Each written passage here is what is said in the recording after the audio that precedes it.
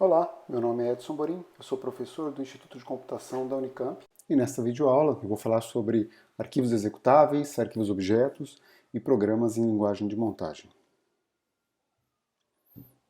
Bom, antes da gente iniciar, gostaria de lembrar que programas em computadores podem ser codificados de diversas formas, né? Por exemplo, a gente pode ter um programa que é nativo ou um programa fonte, né, que contém o código fonte dele, por exemplo, um programa escrito na linguagem C. Né? Pode ser um script, pode ser um programa compilado para uma arquitetura virtual, como é o caso de Java, né, em que a aplicação ela é compilada para um binário que, na verdade, ele não é executado diretamente pela CPU, ele é executado por um outro software, né, ele é emulado por um outro software. Tá?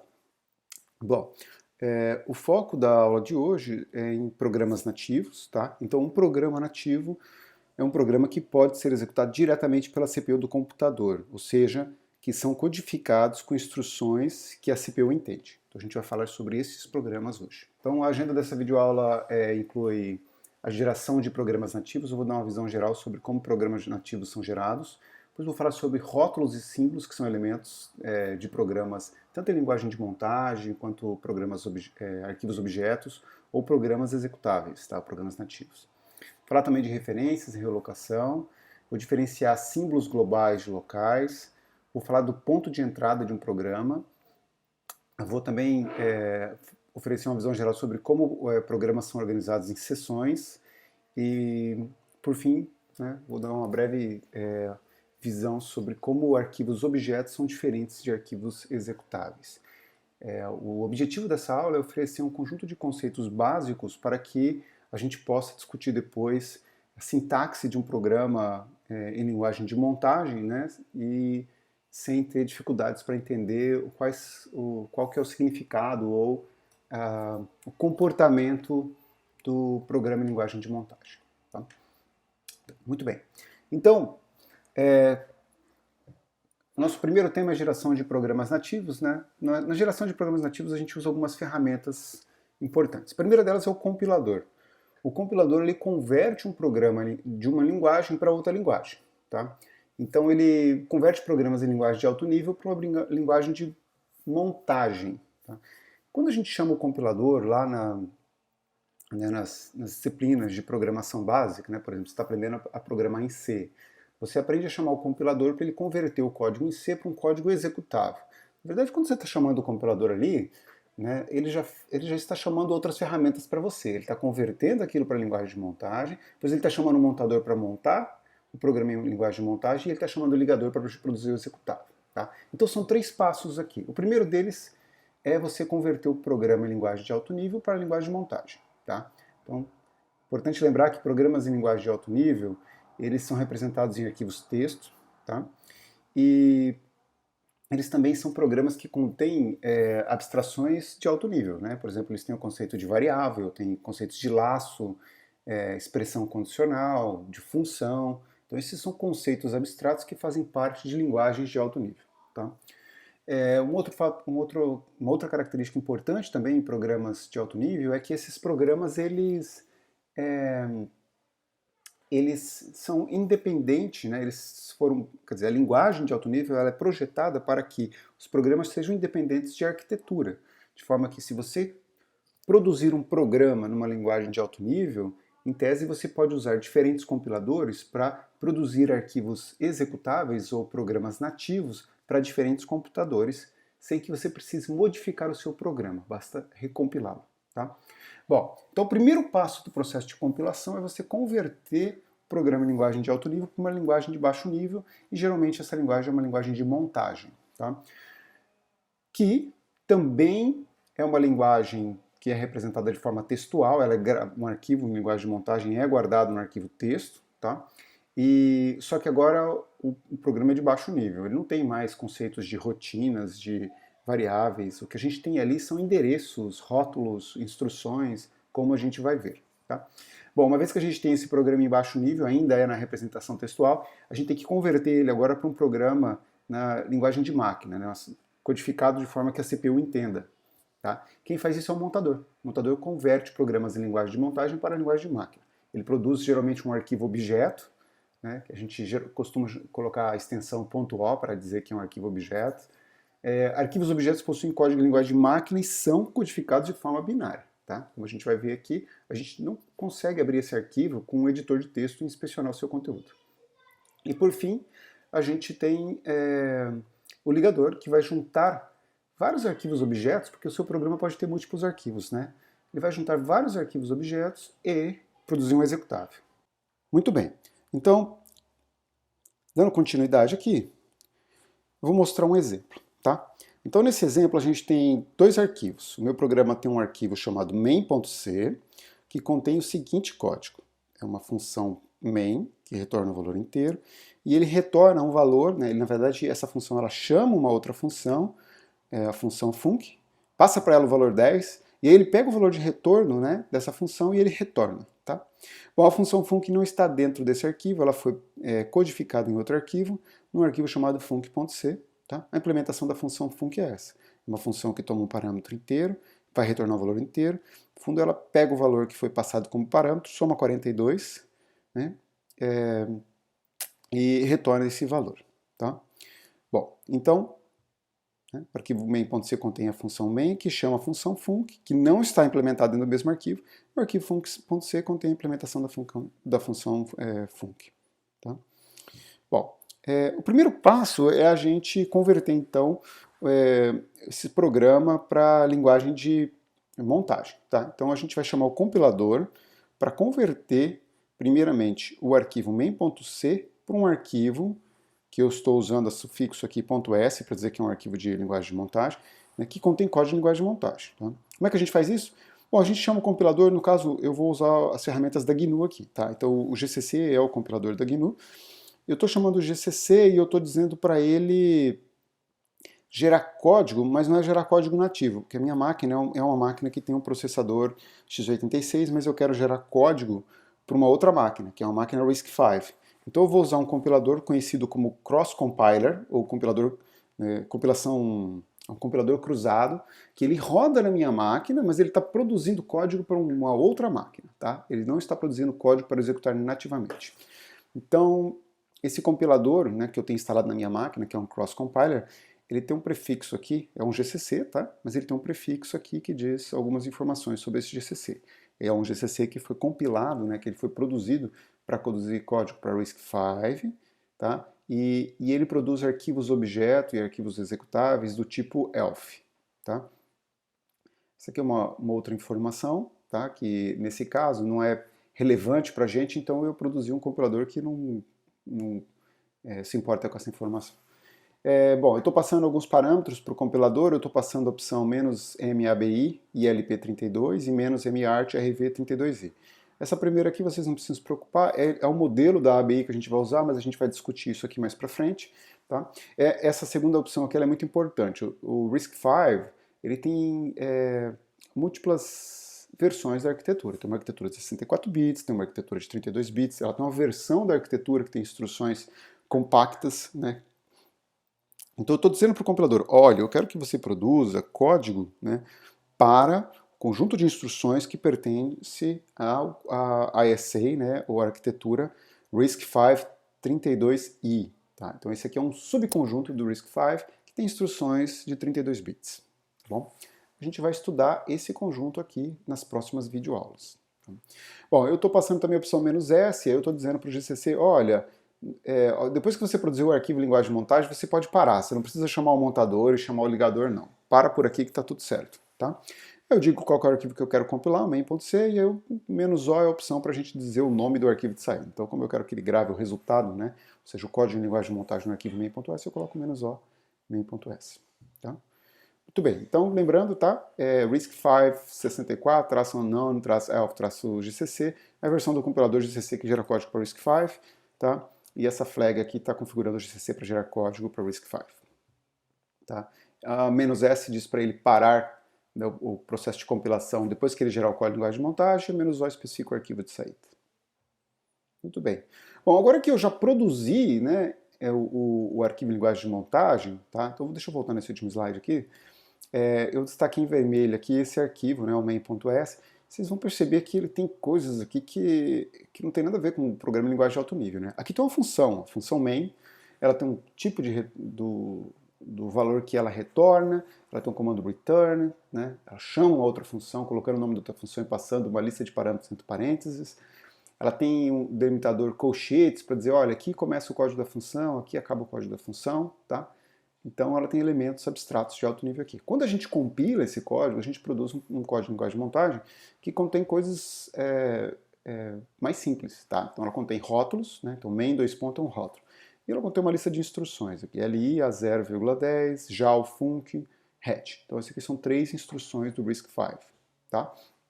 Em particular, a gente vai estudar essas instruções mais para frente, mas aqui o que está acontecendo é a gente tem um rótulo que identifica o ponto de entrada da função main.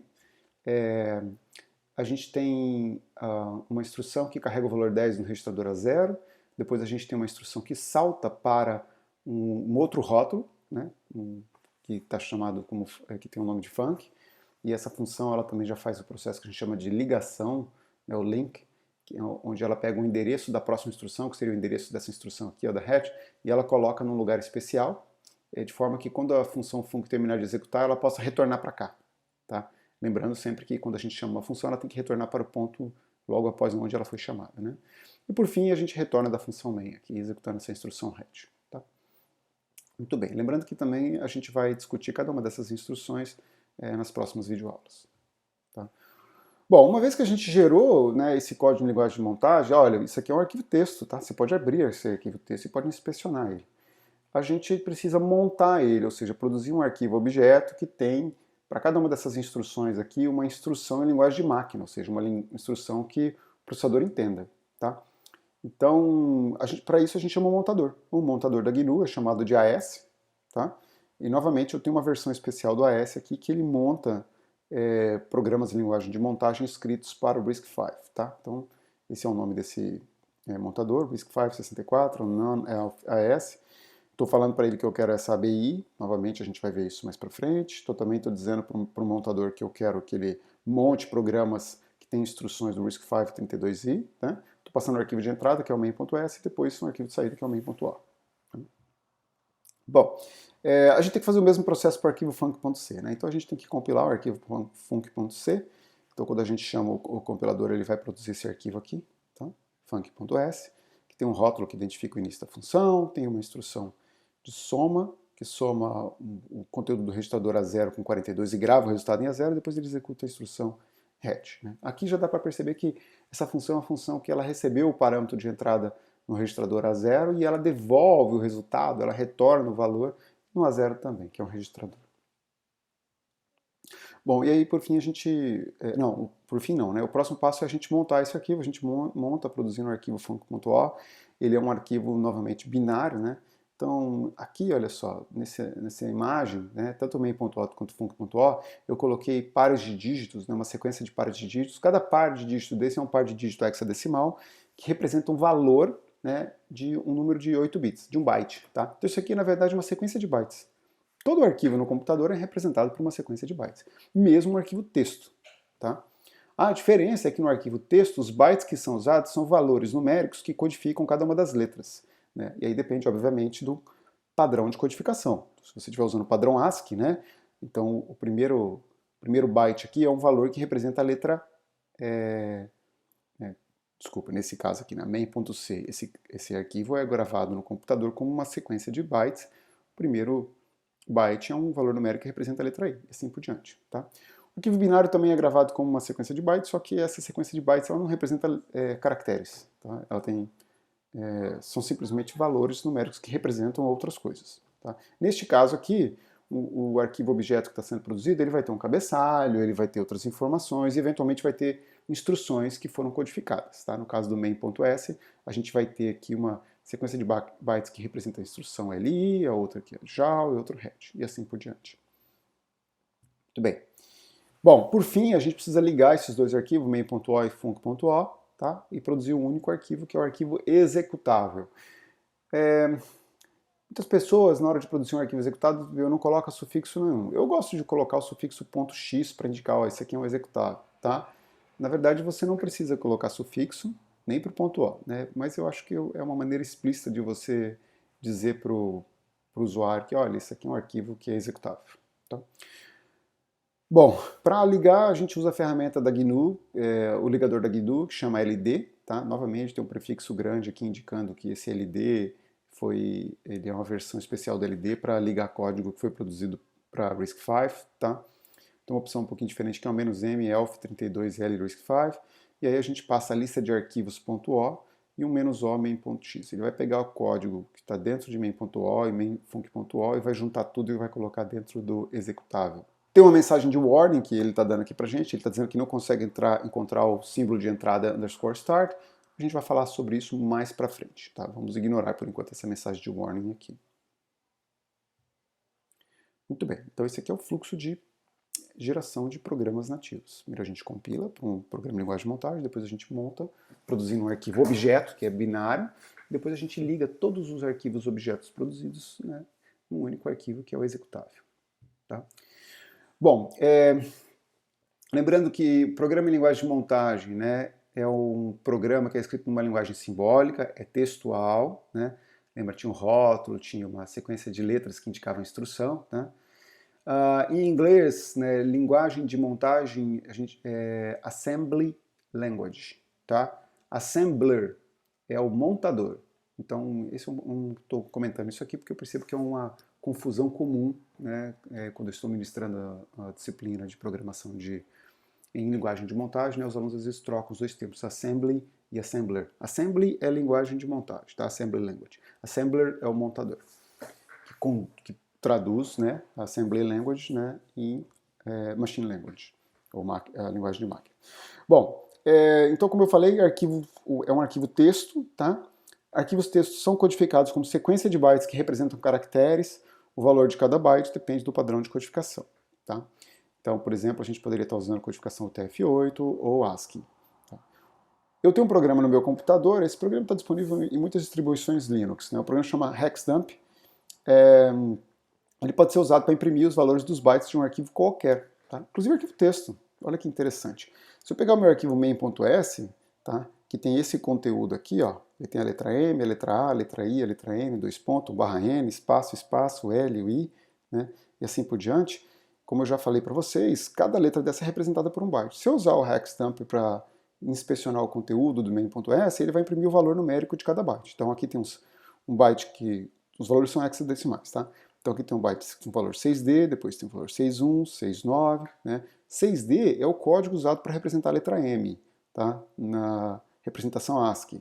E o TF8 também, porque elas são compatíveis, tá? 6.1 é o código utilizado para representar a letra A, e assim por diante. Tá bom? Então, um arquivo main.s é um arquivo texto, é uma sequência de bytes que representam caracteres, né, numa dada codificação. Ó, se eu pegar o mesmo arquivo e usar a ferramenta cat, ou a ferramenta less, né, no Linux, que permite você visualizar um arquivo texto, a gente vai enxergar isso aqui. Tá? Essas ferramentas, como a gente está tentando enxergar esse arquivo de forma textual, ela pega o código do caractere e imprime o caractere que está associado àquele código. Então, em vez de imprimir, né, vou voltar aqui, ó, em vez de imprimir o byte 6D, o valor 6D, 6169, né, o cat ele imprime M, A, I, né, e assim por diante. Assim como a ferramenta less faz isso também, tá? Então aqui só para ilustrar para vocês que esse é o mesmo arquivo, tá? São formas diferentes de se visualizar esse arquivo, e é um arquivo texto, porque cada byte representa um caractere. Muito bem.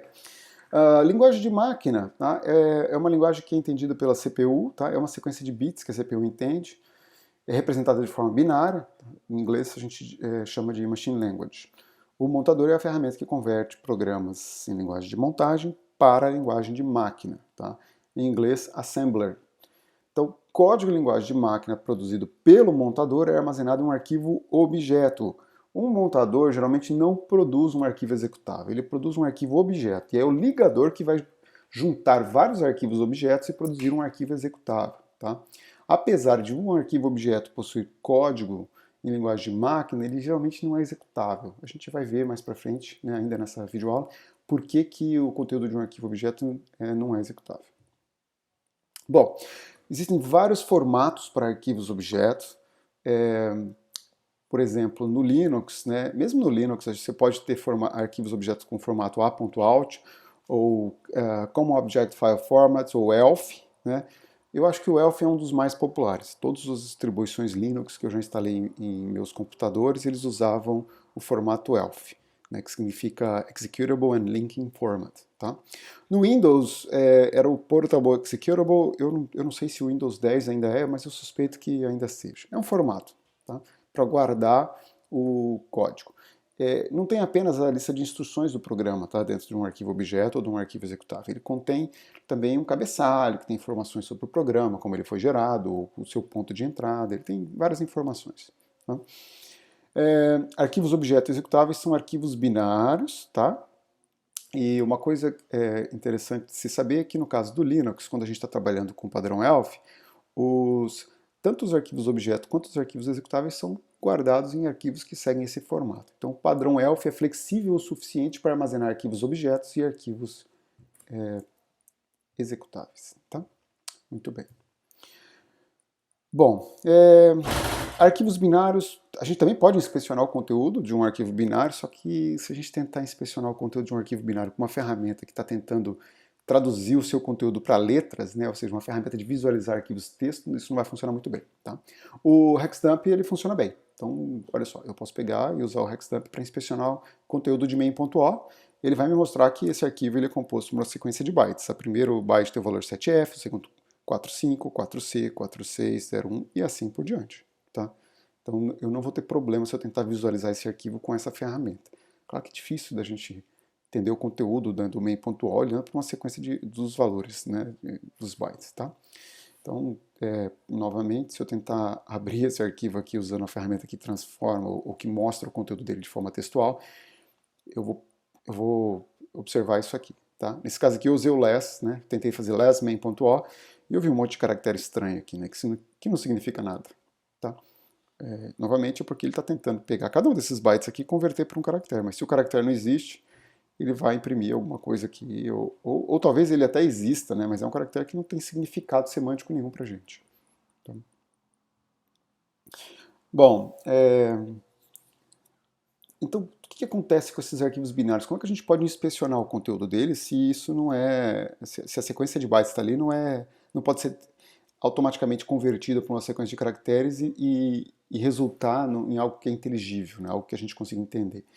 Bom, nesse caso, a gente usa ferramentas especiais que decodificam a informação que está no arquivo binário e mostra ela de uma forma fácil de visualizar. Pode ser uma forma gráfica, né? Pode ser com caixinhas, imagens. Né? No Linux, geralmente a gente mostra de forma textual. Tá? Então, uma ferramenta que é muito utilizada, né, no processo de desenvolvimento de software é a ferramenta OBJDump, que ela pega o conteúdo de um arquivo objeto, decodifica esse conteúdo e mostra para a gente de forma textual, né, de uma forma clara também. Tá? Então, novamente, olha só. O arquivo main.s tinha esse texto, né, que é o programa de linguagem de montagem. Quando a gente converteu ele para a linguagem de máquina, ele virou essa sequência de bytes, que a gente não conseguiu abrir com less, mas eu posso executar a ferramenta objdump, né, passar para ela tem várias opções. Tá? Essas opções permitem com que a gente inspecione diferentes partes do arquivo objeto, porque ele tem várias informações lá dentro. A menos D, eu estou pedindo para ele mostrar o código, para ele tentar pegar o código que está codificado ali dentro e decodificar, me mostrar de forma textual. Tá? Então eu estou pedindo para ele me mostrar o código que está codificado dentro do arquivo main.o e ele me mostra essas informações aqui. Main.o, file format elf32 little risk 5, disassembly of section point text. Eu estou desmontando, né, a seção.txt. A gente vai ver também o que é seção mais para frente, tá? A seção.txt, em particular, ela guarda o código do programa. Bom, aí ele está dizendo assim, ó, no endereço 0000 tem um rótulo main, no endereço 0 tem essa sequência de bytes, olha, 00 a 005 e 13, e aí ele já está me dando uma dica, olha, essa sequência de bytes representa a instrução LI a 010. Tá? Então, se eu quero codificar essa instrução para a minha CPU entender, basta eu colocar essa sequência de bytes no meu programa. Bom, aí ele diz que lá no endereço 4, a gente tem essa sequência de bytes. Espera aí, por que eu pulei do endereço 0 para o endereço 4? Bom, no endereço 0, lembra que a gente tem uma sequência de bytes. Então, Este byte aqui está no endereço 0. Este byte aqui está no endereço 1. Este byte está no endereço 2 e este no endereço 3. Tá? Bom, talvez esse aqui esteja no endereço 0, esse no 1, esse no 2, esse no 3. Depende se é Little India ou se é Big India, né? Mas isso não importa aqui. O que importa é que essa é uma instrução que ocupa 4 bytes. Então a próxima instrução começa no endereço 4. Tá? Porque os endereços 0, 1, 2 e 3 já estão ocupados pelos bytes dessa instrução. Bom, no endereço 4, então, a gente tem outra sequência de bytes que representa a instrução JAL RA,0 main. Tá? Essa é a instrução que salta, né, para a função func. Aqui aconteceu uma coisa muito interessante, ele não escreveu func. Por quê? Bom, porque essa instrução, a codificação dela ainda é parcial. Ela não tem aqui o endereço da função func, porque a função func não foi colocada aqui ainda nesse arquivo, né? A função func está em outro arquivo. Então esse arquivo objeto ele vai ter em um outro lugar dele uma informação dizendo, olha, quando você encontrar a função func, ligador, né, por favor, venha nessa instrução aqui e corrija o endereço aqui para saltar para lá, tá bom? Porque por enquanto a gente tem um valor aqui que é 0, eu coloquei 0, tá? O montador, a hora que viu esse valor 0 aqui, né, endereço 0, ele pensou, pô, então está saltando para main. Mas na verdade isso não é isso que está acontecendo. Ele está saltando para a função func, né, só que essa informação ainda não está codificada na instrução. Ela vai ser codificada depois que o ligador juntar o código da função do arquivo main.o com o arquivo func.o. Por fim, a gente tem esses 4 bytes que representam a instrução head. Muito bem. Então, o objdump decodifica arquivos, objetos e também executáveis e mostra informação de forma amigável, textual, tá? Então, é isso aqui que a gente vai enxergar quando a gente executar o objdump, tá? No exemplo anterior, eu removi os espaços aqui, tá? Tinha algumas linhas em branco, mas é isso aqui que ele vai mostrar pra gente. Tá? Se eu executar o objdump também no arquivo func.o, eu vou perceber que lá tem, olha, um rótulo func, que está no endereço 0, uma sequência de 4 bytes que representa a instrução ADDI a 0 a 042, e depois uma sequência de 4 bytes que começa no endereço 4 e tem a instrução head. Uma coisa curiosa que vocês devem perceber aqui é que o arquivo main.o, as instruções começam no endereço 0, né, 0, 4, 8, e no func.o também no endereço 0. Eu não posso ter múltiplos códigos ocupando as mesmas posições de memória, né? Então eu não posso carregar a função main a partir do endereço 0 na memória e a função func a partir do endereço 0. Por isso que esses arquivos aqui não podem ser executados, um dos motivos, né? A gente tem múltiplos elementos ocupando os mesmos endereços, tá? Além disso, esses arquivos são incompletos. Vocês perceberam no arquivo main.o que ele precisa chamar a função func que ele não tem, né? Então não dá para executar main.o. Depois que a gente junta tudo, né, depois que o ligador junta main.o com o func.o, aí ele vai colocar essas instruções em endereços diferentes e vai corrigir as instruções para que elas saltem para os endereços corretos. Tá? E isso a gente consegue ver aqui, olha, a gente pode usar a ferramenta bjdump para inspecionar o conteúdo do arquivo main.x, que é o arquivo que foi produzido pelo ligador, né, juntando o arquivo func.o com o main.o. Então, neste caso, a gente percebe que o ligador, por algum motivo, né, na verdade você pode configurar o ligador, ele escolheu colocar as instruções da função main a partir do endereço 10054. Então, nesse endereço você tem a primeira instrução, que é aquela load immediate a 010. No endereço 10058, a gente tem a próxima instrução, que é um JAL, e agora ele já conseguiu corrigir a anotação aqui, né? Ele sabe que está saltando para o endereço 10060, que é onde está o código da função func. Tá? Olha só, a primeira instrução da função func, que é a DDI, ela está nesse endereço. Então, essa instrução aqui, ela vai saltar para cá, né? Ela vai executar essa instrução, depois o processador vai executar essa instrução, que é um hatch, e essa instrução ele vai voltar para cá e vai continuar a execução do programa, né, após a chamada da função func. Tá? Então, alguns pontos importantes aqui. Vocês não precisam se preocupar muito com o significado semântico das instruções. Tem que saber que tem uma coleção de instruções que representa a execução do programa. Tá? As instruções têm 4 bytes no RISC-V, então elas ocupam 4 posições de memória, então os endereços aqui eles vão subindo de 4 em 4. Tá? Aqui é 10058, depois é 1005C, porque esses endereços são em hexadecimal. Tá? Muito bem. Depois do 5C, a gente tem, né, 5D, 5E, 5F e depois 6.0. Tá? Então o código dessa função está logo depois do código dessa função nesse arquivo executável aqui. Tá? Um ponto muito importante, vocês têm que ter em mente que o ligador ele reposiciona os códigos que estavam nos arquivos objetos. Então ele trouxe esse código da main que iniciava-se no endereço 0 para o endereço 10054. Ele trouxe a função func que iniciava-se também no endereço 0 naquele arquivo.o para, né, o endereço 10060.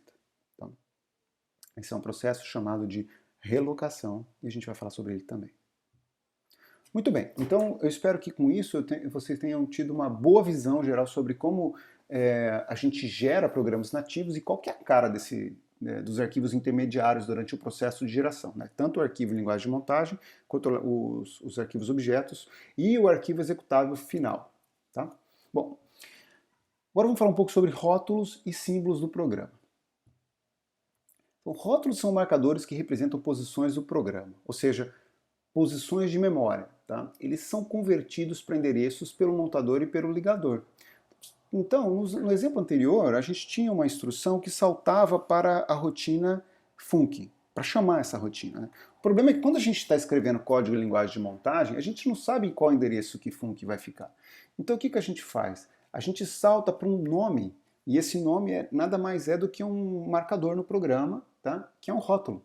Então, rótulos func e main, eles anotam posições nesses dois programas aqui. Main, em particular, vai ter que ser traduzido para um endereço que representa o endereço dessa primeira instrução LI, e func, ele vai ser traduzido para um endereço, né, que é o endereço da instrução ADDI. Ou seja, são rótulos que representam os pontos de entradas dessas duas funções.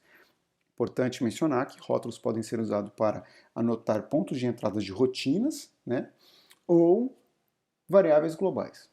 Tá? Então, tá aqui, ó, declaração do rótulo main, declaração do rótulo func.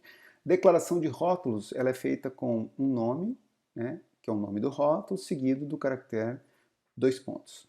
Tá? Bom, e aí a gente pode ter referências para essas posições, né, utilizando-se o nome do rótulo. Tá? Tá aqui, então a gente tem uma referência para o rótulo func aqui. Nota que quando a gente estiver referenciando um rótulo, né, a gente não usa o sufixo 2 pontos, a gente coloca só o nome do rótulo. Tá? Bom, depois que a gente produziu o código final, né, então como a gente viu, o rótulo main ele foi convertido para o endereço 10054, que é o endereço da instrução LI. Olha aqui, ó, LI começa nesse endereço. Tá? E o rótulo func para o endereço 10060, que é o endereço da primeira instrução, da instrução subsequente no código, né, o ADDI. Tá? E a referência que a gente tinha para o rótulo func também foi ajustada de forma que agora a gente salte para o endereço correto, né? 10060 aqui.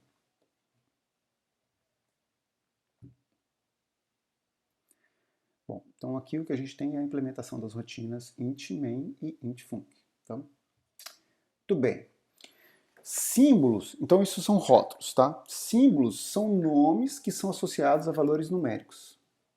E aí, a tabela de símbolos de um programa é a estrutura de dados que mapeia os nomes dos símbolos nos valores. O montador transforma rótulos em símbolos e armazena na tabela de símbolos. Então, cada rótulo que a gente tiver no programa, ele vai ser transformado num símbolo que vai estar associado a um valor numérico. O valor numérico é o endereço, né, da posição de memória que aquele rótulo está representando. Então, ele é um símbolo associado a um endereço. Bom?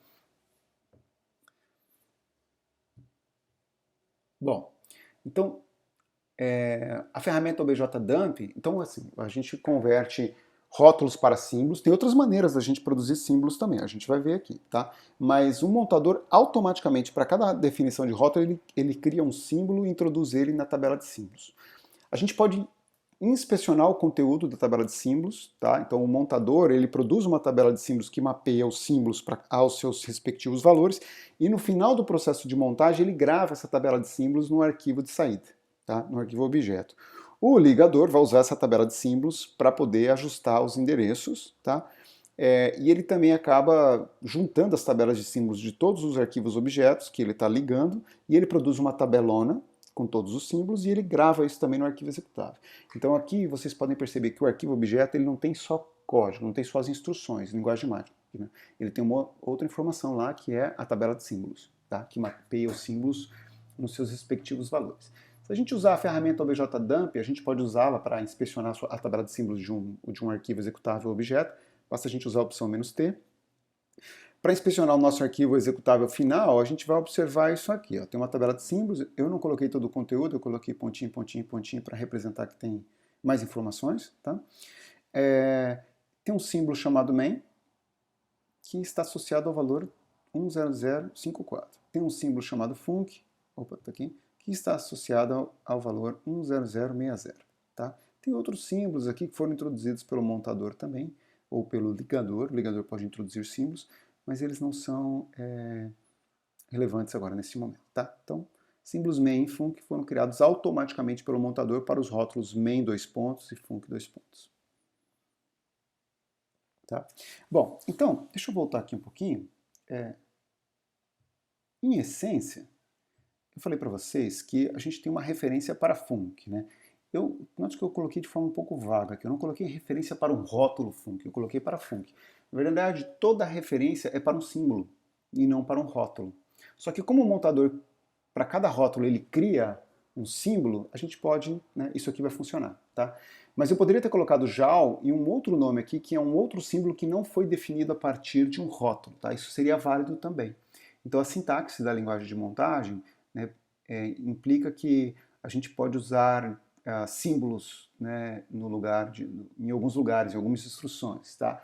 E o montador e o ligador vão substituir o nome desses símbolos por valores, os valores que estão associados a esses símbolos. No caso dos rótulos, como eles são convertidos, eles são associados a endereços, eventualmente, né, o montador e o ligador vão substituir, né, os nomes dos rótulos por endereços. Tá legal. Então a gente já viu, né, o que são rótulos e a relação entre rótulos e símbolos. Tá? Agora, vamos falar um pouquinho sobre referências e relocação. Bom, então instruções ou diretivas de um programa de linguagem de montagem pode referenciar símbolos pelo nome, como a gente viu agora ali, né? O montador e o ligador substituem as referências pelo valor do símbolo. Então, no exemplo anterior, a gente tinha uma instrução que tomava como parâmetro o nome de um símbolo, né? No caso func. Então, isso aqui é a referência para o símbolo func. Tá? O montador e o ligador substituem as referências, né, para símbolos pelo valor do símbolo. Nesse caso aqui, né, ele substituiu o nome func por um valor numérico, né, que é 10060, que é o valor numérico que está associado ao símbolo func na tabela de símbolos, depois do processo de ligação, é claro. Bom, o montador e o ligador substituem as referências pelo valor do símbolo. Né? Então, como que ele faz isso? Né? Eu terminei de montar a minha função main. Como que depois o ligador vai saber quais as instruções precisam ser ajustadas? Né? O montador, na hora que ele encontra uma instrução que referencia um símbolo, ele tem que gerar uma anotação. Tá? Essa anotação é feita através do que a gente chama de tabela de relocação. Ela contém informações sobre os itens do programa, podem ser instruções ou dados, que referenciam símbolos e necessitam ajustes quando os valores dos símbolos mudam. Quando é que o valor de um símbolo pode mudar? Durante o processo de ligação. Quando o ligador está reposicionando o código, os endereços associados aos rótulos, né, aos símbolos que foram criados pelos rótulos, eles mudam também.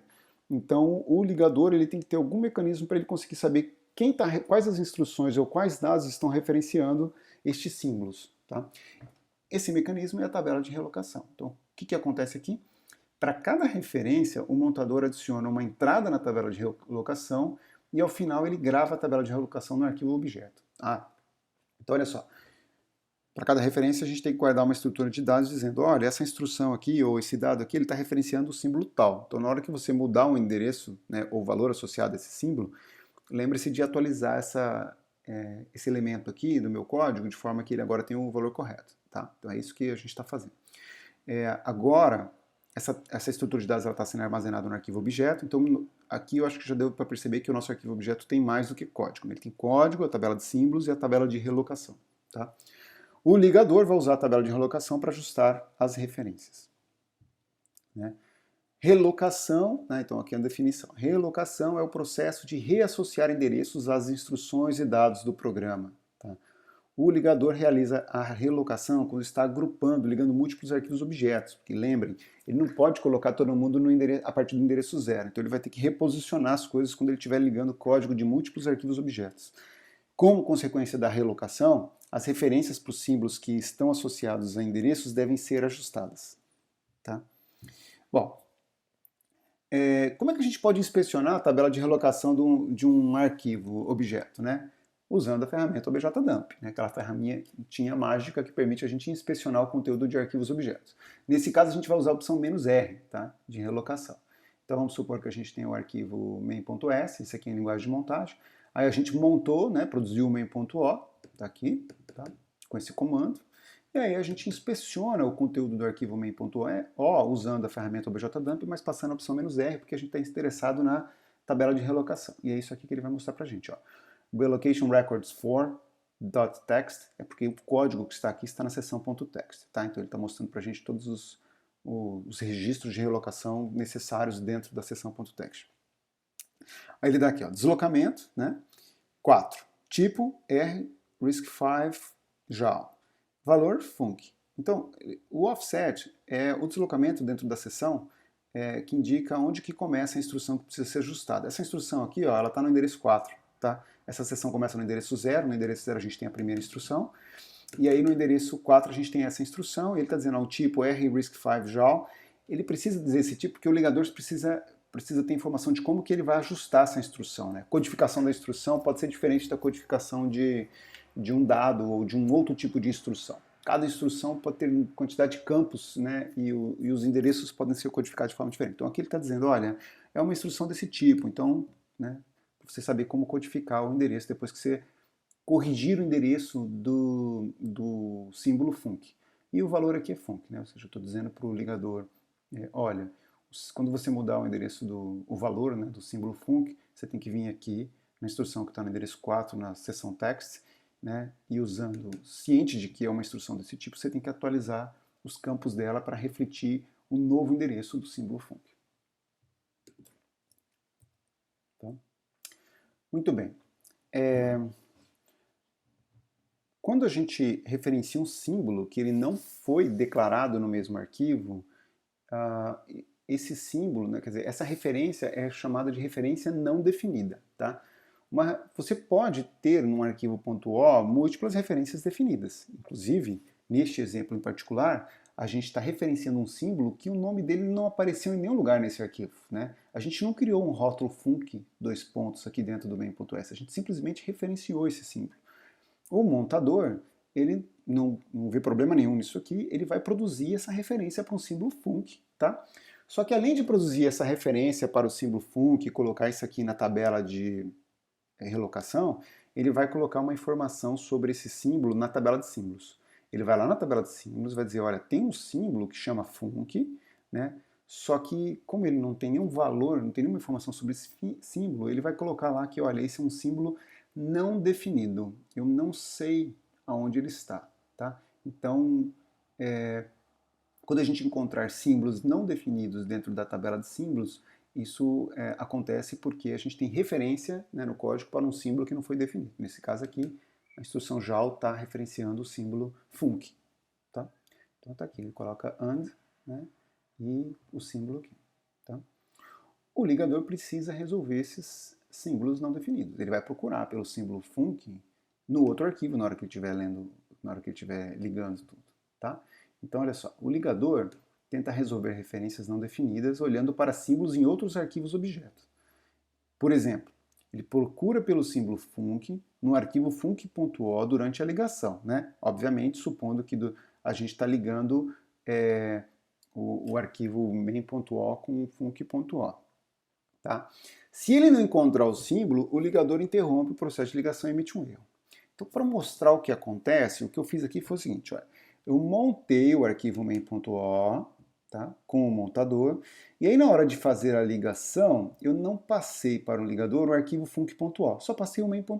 Falei, olha, liga esse arquivo para mim.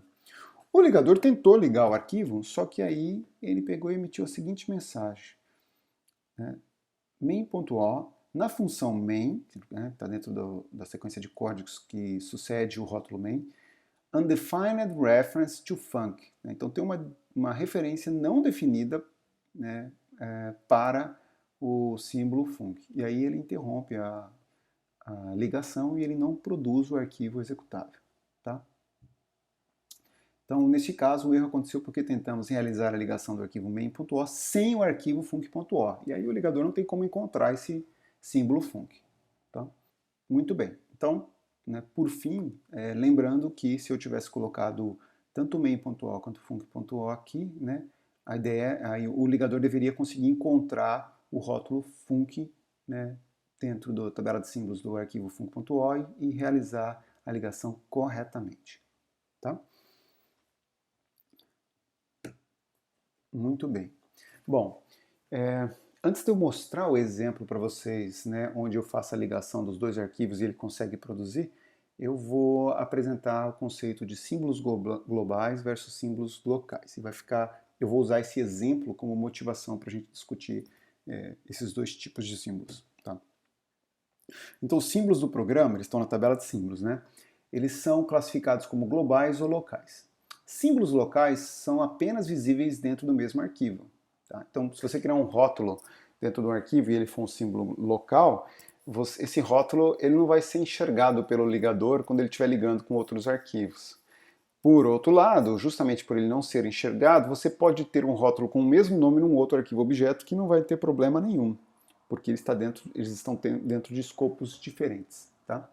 Já os símbolos globais, eles são visíveis externamente, eles são usados pelo ligador para resolver referências não definidas. Então, se eu tenho um símbolo que é global num arquivo, quando eu estiver fazendo o processo de ligação, o ligador vai olhar para esse símbolo e ver se tem alguém referenciando ele de outros arquivos. E se tiver, ele vai fazer a ligação. Tá? Por padrão, os símbolos são todos locais. Então, a diretiva .global, nome, transforma o símbolo nome em global. Então, a gente viu no exemplo anterior, eu não comentei muito sobre essa diretiva, mas tinha uma diretiva que fazia .global func. Aqui eu estou dizendo para o montador, na hora que ele estiver realizando a montagem, que olha, se você encontrar um símbolo com o nome func, pode guardar ele na tabela de símbolos com a anotação de que ele é global. Tá? E aí o montador continua processando o arquivo, ele encontra o rótulo func, e a hora que ele vai criar o símbolo func e colocar na tabela de símbolos, ele já anota ele como global. Tá? Então, se o símbolo func, né, no arquivo func.s, não for declarado como global, o ligador não conseguirá resolver a referência a esse símbolo no arquivo main.s. Então, esse aqui é um erro, é um problema comum que acontece quando o programador, né, e eu vejo isso aqui na disciplina de MC404 acontecer com frequência. Quando os alunos começam a desenvolver programas que têm múltiplos arquivos, ele começa a chamar o ligador para ligar esses múltiplos arquivos, muitas vezes o erro que o ligador apresenta eu não estou conseguindo encontrar referência para esse símbolo. Né? E a confusão é porque o símbolo está definido lá no outro arquivo, só que ele está como um símbolo local, porque por padrão, todo símbolo que é produzido, né, inclusive os símbolos produzidos para rótulos, eles são símbolos locais. Então faltou, nesse caso, foi dizer para o montador, olha, isso aqui é um símbolo global, de forma que, né, o ligador ele leva em consideração esse símbolo na hora de realizar a ligação e procurar símbolos em arquivos distintos. Então, para ilustrar esse problema, eu vou mostrar aqui, né, uma variação do meu programa func.s. Né? Então eu tenho aqui main.s. Eu fiz cat main.s para a gente inspecionar o conteúdo. Eu vi que o main.s tem um rótulo main e aquelas instruções, né? Load immediate a 0.10, já o func e head. Então ele tem uma referência para o símbolo func. Tá? Aí eu mostrei aqui, tá, no programa, quer dizer, na linha de comando, eu digitei cat func para inspecionar o conteúdo do arquivo func.s e eu vi que ele tinha 3 linhas, a primeira é um rótulo, a segunda é uma instrução, a terceira é uma instrução. Nota que neste caso eu não declarei o símbolo func como global, tá? Então, eu vim aqui e produzi o arquivo main.o, chamando o montador, né? Olha aqui, ó. Olha aqui, ó. Então, eu estou chamando o montador e estou produzindo o arquivo main.o. Aí eu vim aqui e produzi o arquivo func.o chamando o montador, e aí eu tentei ligar, né, esses dois arquivos e produzir um arquivo executável. Ele deu aquele warning que a gente está ignorando por enquanto, né? E aí ele veio aqui e disse, olha, na função main tem uma referência não definida para func. Mas aí a gente olha para cá, mas espera aí, o rótulo está aqui, né? Qual que é o problema? Esse rótulo é um rótulo local. Então, na hora de ligar, né, apesar de ter uma referência para o símbolo func, o ligador não vai olhar para esse símbolo que foi definido aqui, porque ele é um símbolo local. Ele não vai fazer a ligação e vai reclamar. Agora, se eu adicionar a diretiva .global, né, indicando para o montador que esse é um símbolo global, ele vai registrar esse símbolo na tabela de símbolos como um símbolo global, e aí o ligador vai conseguir encontrar e ele vai realizar a ligação de forma correta. Tá? Então, aqui nesse caso, ele conseguiu produzir o arquivo main.x. Então, muito importante, símbolos locais, eles não são enxergados, eles não são visíveis, tá, para outros arquivos. Então, o ligador ele não realiza a conexão de símbolos locais com referências não definidas em outros arquivos. Tá? Para isso, tem que ser um símbolo global. Para declarar um símbolo como global, a gente usa a diretiva .global. Muito bem. Então, vamos falar um pouquinho agora sobre o ponto de entrada do programa. Então, o ponto de entrada é o endereço da primeira instrução que tem que ser executada quando o programa é iniciado. Então, imagina que você quer executar um programa no seu sistema operacional. Aí você clica, né, dá um duplo clique, ou você digita o nome desse programa na linha de comando e dá Enter. Né? O que o sistema operacional ele faz? Ele pega o conteúdo do arquivo executável, coloca na memória, né, coloca as instruções lá na memória, as variáveis, e aí ele salta para o endereço da primeira instrução que tem que ser executada, que é o ponto de entrada. Tá? E aí, a partir dali, a CPU vai executando a sequência de instruções de acordo com o código do programa. Tá? Como que a gente sabe qual que é o endereço do ponto de entrada? Bom, o arquivo executável ele tem um formato. Né? No nosso caso, é o formato ELF. O formato ELF ele tem um cabeçalho. No cabeçalho dele tem um dos campos que é o ponto de entrada do programa. Tá? Então, esse endereço ele é gravado pelo ligador em um campo no cabeçalho do arquivo executável. Para executar uma aplicação, o sistema operacional então carrega o código e os dados da aplicação na memória principal e executa uma instrução de salto para o ponto de entrada do programa. É isso. Tá? A gente pode inspecionar o cabeçalho de um arquivo ELF. Tá? A gente pode usar uma ferramenta, novamente, é um arquivo binário, não dá para abrir com ferramenta de visualização de texto, a gente precisa de uma ferramenta especial para decodificar a informação lá. Então, o formato ELF tem uma ferramenta chamada readelf, e eu tenho uma versão dela especial para o RISC-V aqui, tá? Da mesma forma que eu tinha o compilador, o montador. Eu passei a opção "-h", porque eu quero inspecionar o header, né, o cabeçalho do arquivo. Eu posso inspecionar outras partes também, tá? E aí o nome do arquivo main.x. Tem várias informações aqui, tá? Sobre o programa, vocês podem ver, tá? Tem informações sobre o dado, né? Os dados são codificados na representação complemento de 2, no formato Little Endian. A versão é 1, a ABI, que é o que a gente vai ver, é Unix, tá? Tipo do arquivo, né, nesse caso é executável, não é objeto, tá? Máquina RISC-V, versão 1, e aí tem aqui um campo que a gente está interessado. Entry Point Address, tá? O endereço do ponto de entrada é 10054. Então, uma vez que o sistema operacional carregou esse programa na memória, ele vai ler esse cabeçalho e ele vai fazer um salto para esse endereço, tá bom? Então é assim que o sistema operacional sabe como começar a executar, a partir de que ponto começar a executar um programa, a partir do ponto de entrada do programa. Tá? Então lembrando, ponto de entrada do programa está gravado, é um endereço, ele fica gravado no cabeçalho do arquivo executável. Tá? Então está aqui. Bom, esse endereço é gravado pelo ligador em um campo do cabeçalho do arquivo executável. Né? Eu falei isso de forma bem categórica, né? Mas como é que o ligador sabe qual que é o ponto de entrada? Né? É a função func, é a função main, é a função foo? Né? Como é que a gente define? Tá? Bom, por convenção, no Linux, tá, ele procura pelo símbolo _start. Tá? Se ele não encontrar, então ele ajusta o ponto de entrada como sendo o endereço da primeira instrução que ele conseguiu colocar no programa executável. E isso não é uma boa ideia, tá? Eu já vou explicar por quê. Então, é importante que a gente consiga dizer para o montador onde é que está o símbolo start. Tá?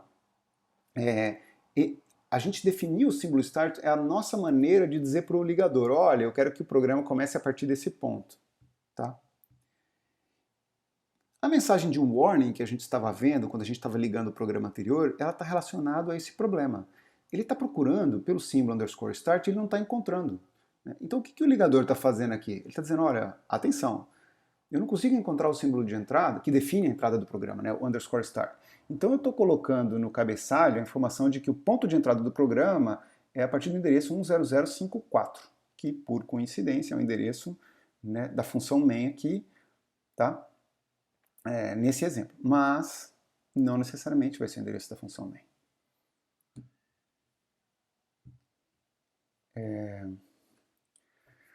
Bom, então, como é que eu faço para dizer para o ligador que onde que é o ponto de entrada? Bom, eu adiciono o rótulo underscore start no meu programa. E aí o montador vai criar um símbolo chamado underscore start, o ligador vai associar esse símbolo a um certo endereço. Na hora que ele estiver fazendo o processo de ligação, ele fala, opa, peraí, eu já conheço o símbolo underscore start, o endereço é esse. Tá? Então, é a forma. Então a pergunta aqui é, e se a gente trocar o rótulo main por underscore start? Né? Essa é a ideia. Tá? Bom, se eu só fizer isso, não vai funcionar. Porque ele não vai continuar a encontrar, ele não vai encontrar o símbolo, porque ele tem que ser um símbolo global. Então, além de colocar o rótulo underscore start, eu tenho que declarar esse rótulo, né, como sendo um símbolo global. Então, vou ter que usar a diretiva .global underscore start. Uma vez que eu fiz isso, a hora que eu chamar o ligador, aqui embaixo vocês vão perceber, ele não vai dar mais essa mensagem de warning, tá? E ele vai colocar o endereço do ponto de entrada do programa, que é esse aqui, tá? Automaticamente no meu cabeçalho. Bom, uma observação importante aqui, tá? Que eu acho que vale a pena a gente discutir. Deixa eu trazer um terminal para cá. Eu acho que eu tenho essa função main.s aqui. Se eu não tiver, a gente escreve ela rapidinho. Main.s. Vamos escrever então. Tá? Eu vou colocar o código dela aqui. Muito bem. Eu vou fazer uma coisa para ilustrar um problema que é muito comum. Eu vou preservar como estava antes, como main, tá? Muito bem. E aí eu vou fazer a func.s. Tá? E eu vou copiar esse código que está aqui. Muito bem.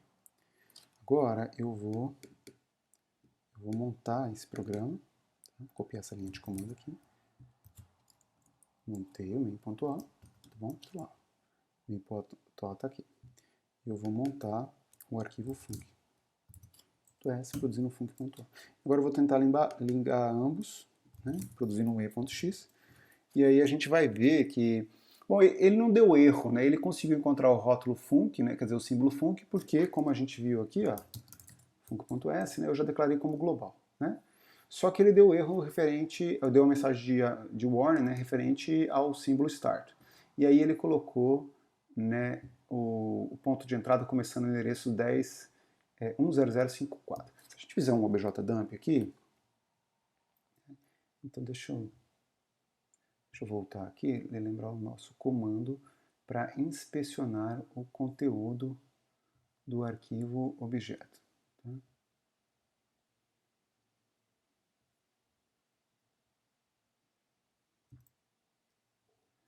Peraí, eu tenho isso aqui.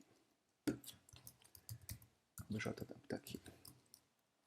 Então vou fazer um "-d main.x". Bom, o que a gente vai observar, agora eu estou inspecionando o conteúdo de main.x, tá? O que a gente vai observar é que no endereço 10054 está a função main. E ele está dizendo para mim que ele setou o ponto de entrada como 10054. Então, se a minha intenção é que o ponto de entrada seja a função main, já está tudo certo, tá? No entanto, vamos dizer que por um azar, na hora de colocar os arquivos aqui, eu coloquei primeiro o arquivo func.o na hora de ligar, né? Na minha lista de parâmetros. Depois o main.o, tá? E, bom, ele fez essa coisa, ele pegou e está dizendo, olha, o endereço de entrada está no endereço 10054, que é o endereço que tem a primeira instrução do programa. Ele colocou todas as instruções do programa na seção .text, pegou o endereço da primeira instrução e falou, estou supondo que esse é o inicial. Agora, se a gente inspecionar o conteúdo de main.x, a gente vai ver que, na verdade, no endereço 10054, a gente não tem a função main, a gente tem a função func.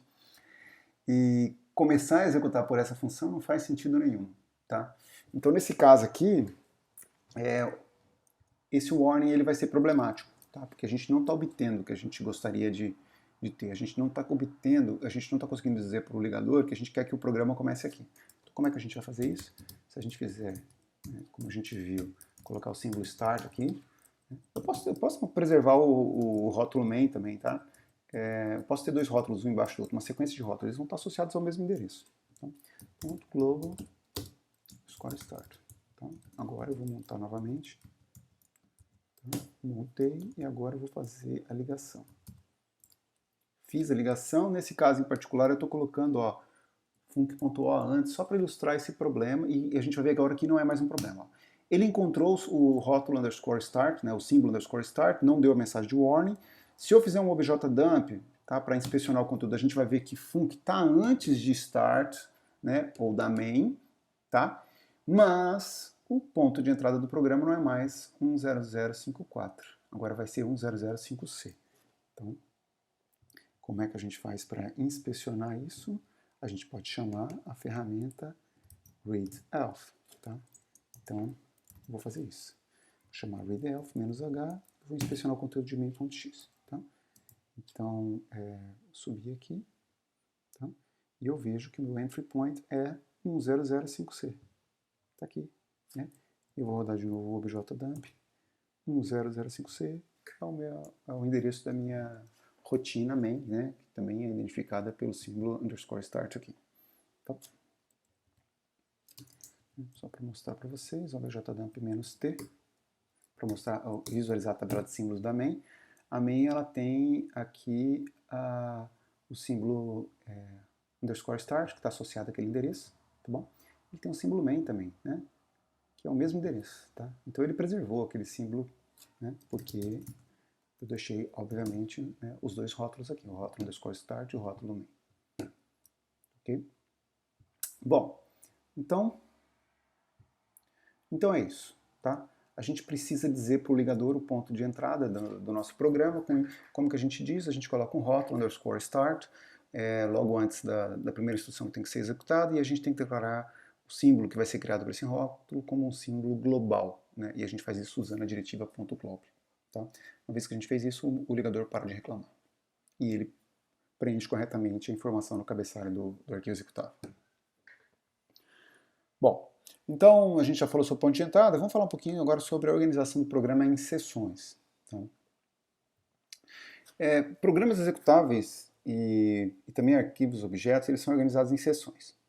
Cada sessão tem um nome, tá? A sessão .text é uma sessão que é dedicada para armazenar códigos do programa, o código do programa, ou seja, as instruções, tá? Então a gente, como programador, a gente vai colocar as instruções do nosso programa dentro dessa sessão. A sessão .data é dedicada ao armazenamento das variáveis globais que são inicializadas. Então a gente vai colocar variáveis que precisam dos seus valores iniciais dentro dessa sessão. A seção .bss é dedicada para o armazenamento de variáveis globais também, mas nesse caso não inicializadas. Tá? Então aqui a gente vai colocar aquelas variáveis que não têm valor inicial. E a gente vai ver também como fazer isso, feito de uma forma um pouquinho diferente que as variáveis inicializadas. E, por fim, tem uma seção chamada .raw data, né, read only data, que é dedicada ao armazenamento de constantes. Por exemplo, se você quer uma string que você não vai modificar, você só vai imprimir essa string, né, é uma mensagem, então você coloca nessa seção aqui. Quando o programa é carregado na memória, né, geralmente o que a gente observa é que o programa ele tem uma sequência de instruções que fica dentro de uma seção chamada .text, depois ele tem uma sequência de dados, né, ou de bytes que representam dados constantes, que fica na seção read only data, depois tem uma sequência de bytes que representam as variáveis, né, inicializadas, que ela fica dentro da seção .data, né, e aí a gente tem uma sequência de bytes que representam as variáveis não inicializadas, né. Bom, daqui para frente a gente tem o heap, né, que é uma região de memória que a gente vai que a gente usa para alocar memória dinamicamente, né? Então a biblioteca libc, quando a gente chama a função malloc, né, para alocar memória, ela pega e vai devolvendo endereços daqui para a gente. O free vai liberando endereços daqui, né? Enfim, ele fica gerenciando isso aqui, o malloc free. E aqui em cima, crescendo de cima para baixo, a gente tem a pilha do programa, tá? Que a gente vai discutir ela também na hora que a gente vai falando de rotinas. O mais importante que a gente precisa ter noção aqui é o seguinte: na hora que o sistema operacional vai executar um programa, ele tem que carregar o código do programa na memória. Tá? Ele tem que carregar as constantes do programa na memória. E ele tem que carregar também os valores iniciais das variáveis globais inicializadas na memória. Mas as variáveis que estão nessa seção, elas não precisam ser carregadas na memória, porque os seus valores são não inicializados. Basta reservar o espaço de memória para elas. Né? Isso implica que você não precisa armazenar essas variáveis no arquivo objeto. Então não tem nada armazenado no arquivo objeto referente a essa seção. Apenas a informação de que a seção começa num certo endereço e ela termina num certo endereço. De forma que o sistema operacional, na hora que ele vai carregar o programa na memória, ele não coloque nada nesses endereços. Né? Ele deixa lá, né, não precisa nem inicializar esses endereços. Tá? E aí ele sabe que ele tem que inicializar pilha não, né, o heap do programa a partir desse endereço aqui, onde acaba o BSS, tá? Lembrando, obviamente, que os endereços nesse exemplo aqui crescem de baixo para cima. Muito bem. Aqui, no exemplo anterior, né, então a gente tem instruções que começam, não necessariamente no endereço zero, isso depende muito do ligador, mas vamos supor nesse exemplo que ele começa no endereço zero. A gente vai colocar nas instruções, vai chegar num certo endereço, aí a gente vai começar a colocar os dados constantes. E aí já não é mais endereço zero aqui, tá? Depois que terminar de colocar os dados constantes, a gente coloca as variáveis globais inicializadas também, né? Sempre incrementando os endereços de forma que a gente não ocupe o mesmo espaço de endereçamento para diferentes elementos do programa. No entanto, quando a gente está montando o programa, o montador ele vai produzir um arquivo objeto com múltiplas seções, só que o montador ele não vai colocar os dados da seção read-only data, né, depois, né, endereços que vêm depois do ponto text, nem do ponto data depois desse aqui. O montador vai deixar o ligador fazer isso, porque o ligador vai ter que misturar conteúdo de vários arquivos objetos mesmo. Então o montador o que ele faz? Ele coloca o conteúdo de cada seção a partir do endereço zero. Tá? Então o ligador, na hora que ele encontrar múltiplos arquivos objetos, ele vai ter que pegar o conteúdo da seção text de todo mundo, vai ter que juntar, né, e ir corrigindo os endereços. Depois ele vai pegar o conteúdo da seção read-only data de todos os arquivos objetos, vai juntar, colocar consecutivamente, né, e ajustar os endereços, né, no processo de relocação. Tá? Então, o montador produz um arquivo objeto com uma ou mais seções e cada seção tem o seu próprio espaço de endereçamento que se inicia no endereço zero. Então, o arquivo objeto é dividido em partes e possui. Ele tem um cabeçalho, é um arquivo ELF no nosso caso, tá? Que indica o tamanho e as posições das partes restantes do arquivo. Ele tem um conjunto de seções, ele tem a seção .text, que contém código, .data, que contém as variáveis globais, inicializadas e assim por diante. Tá? Ele tem informações de depuração, que a gente não discutiu aqui, eu não vou entrar em detalhes, tá? Mas o compilador, se você compilar com a opção "-g", ele gera um conjunto de informações de depuração no programa de linguagem de montagem, e o montador propaga isso por um arquivo objeto, de forma que quando você estiver depurando o executável, você consegue mapear instruções de máquina de volta para linhas nos arquivos fontes. E isso é feito através da informação de depuração. Tá? Essa informação ela pode ser omitida, ela pode ser removida. Tem a tabela de símbolos, como a gente viu, né, que mapeia cada símbolo do programa ao seu valor, e a tabela de relocação, que é usada para fazer a relocação. Então, nesse diagrama aqui eu ilustro um pouco desse processo. O ligador, ele agrupa as seções, depois ele ajusta, né, ou seja, reloca as referências a símbolos, né, por exemplo, campos de instruções que referenciam símbolos, e depois ele liga os símbolos exportados e não definidos. Tá? E referências não definidas. Tá? Então, nesse exemplo aqui, a gente tem dois arquivos objeto. Tá? Cada um tem suas seções, .text, read-only data, né, e data. O ligador, né, a gente passa para ele múltiplos arquivos objetos e diz para ele produzir um arquivo executável final. O arquivo executável final, ele vai conter o conteúdo de todos os arquivos objetos. Nesse caso aqui, eu coloquei uma seção de text que é maior, né, para ter o tamanho dessas duas seções text somadas. Então, ele vai pegar o conteúdo de uma delas, possivelmente da main.o primeiro, porque está antes na linha de comando, ele vai colocar o conteúdo do .text da main.o, depois ele vai colocar o conteúdo que está na seção .text de lib.o, né? Acabaram-se os arquivos objetos, bom, então agora ele vai para a próxima seção. Ele vai colocar o conteúdo read-only data da main.o e depois da lib.o. Né? Acabaram-se os arquivos objetos, ele vai para a próxima seção. Então ele vai colocar o conteúdo da seção .data, né, do arquivo main.o, depois o conteúdo da seção .data do arquivo lib.o, né, e por fim ele vai colocar a seção .bss do arquivo main.o, porque não tem essa seção aqui. Uma seção, se você não colocar nada nela, né, o seu arquivo objeto, aquela seção vai estar vazia, né, e pode ser que o seu arquivo objeto tenha outras seções além dessas que eu indiquei aqui, tá bom? Essas são as principais. Muito bem. Neste caso aqui, todas as seções e seus respectivos arquivos objetos começam no endereço zero.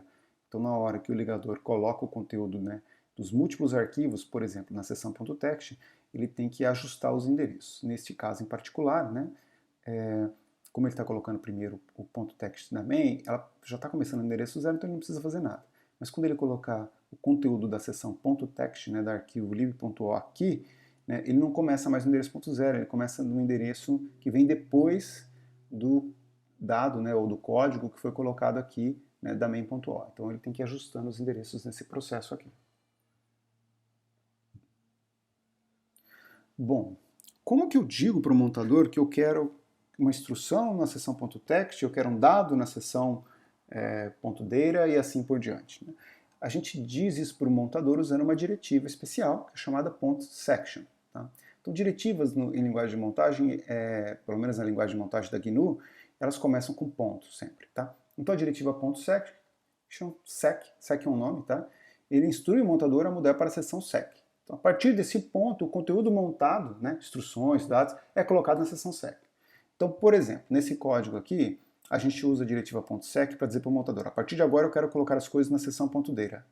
E aí ele encontra um rótulo, uma diretiva .word, que é para colocar o valor 10, né, na seção atual. Aí depois ele encontra novamente a diretiva section, e agora eu estou dizendo para o montador, olha, a partir de agora eu quero que tudo que você encontrar aí seja colocado na seção .text. Aí ele encontra um rótulo, está associado a um endereço nessa seção, tá? E aí ele encontra 3 instruções, ele codifica essas 3 instruções, né, com sequências de bytes, são 4 bytes cada uma, e ele coloca esse código lá na seção. Então, .text.